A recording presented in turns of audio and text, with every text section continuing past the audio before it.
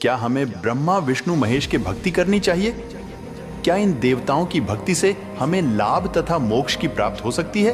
तो दर्शकों, आइए समझते हैं इनकी गुण रहस्य।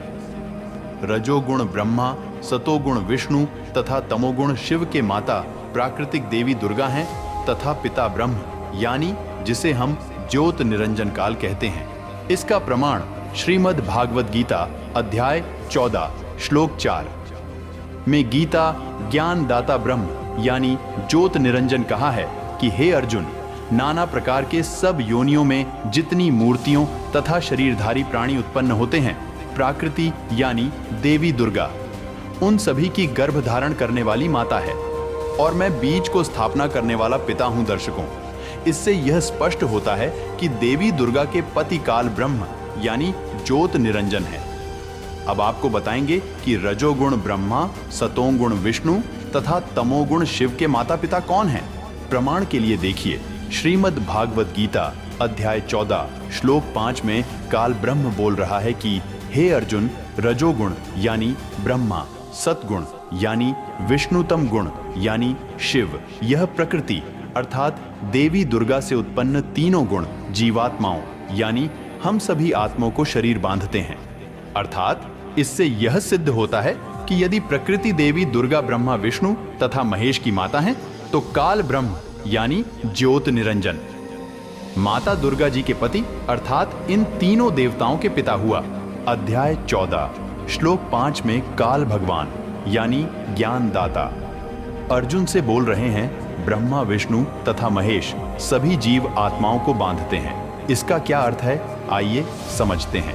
गीता अध्याय 14 श्लोक 10 में लिखा है कि एक ही व्यक्ति का स्वभाव तीन गुणों के बीच कैसे बदलता रहता है। ये तीन भौतिक ऊर्जा में मौजूद हैं और हमारा मन उसी ऊर्जा से बना है, इसलिए तीनों गुण हमारे मन में भी मौजूद हैं। उनकी तुलना एक दूसरे से प्रतिस्पर्धा कर रहे तीन पहलवानों से की जा सकती है।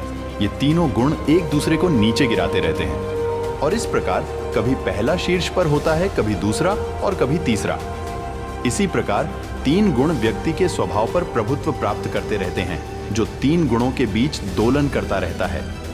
बाहरी वातावरण, आंतरिक चिंतन और पिछले जन्मों के संस्कारों के आधार पर कोई न कोई गुण हावी होने लगता है। ये कितने समय तक रहता है, इसका कोई नियम नहीं है। एक गुण मन और बुद्धि पर एक क्षण या एक घंटे जितनी देर के लिए हावी हो सकता है।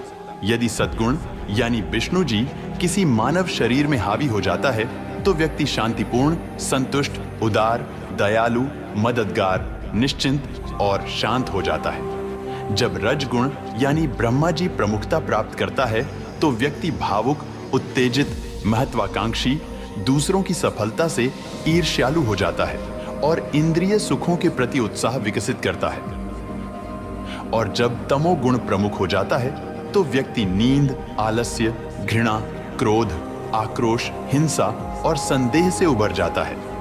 अर्थात ये तीनों देवता हमारे ही शरीर में रहकर कई प्रकार के काम करते रहते हैं। दर्शकों, ये तीनों देवता एक मजदूर की तरह काम करते रहता है। इससे यह सिद्ध होता है कि इनसे भी ऊपर कोई परमात्मा है, जो अजर अमर यानी हमारे पाप कर्मों को टालकर सुख, शांति और मोक्ष की प्राप्ति करा सकता है।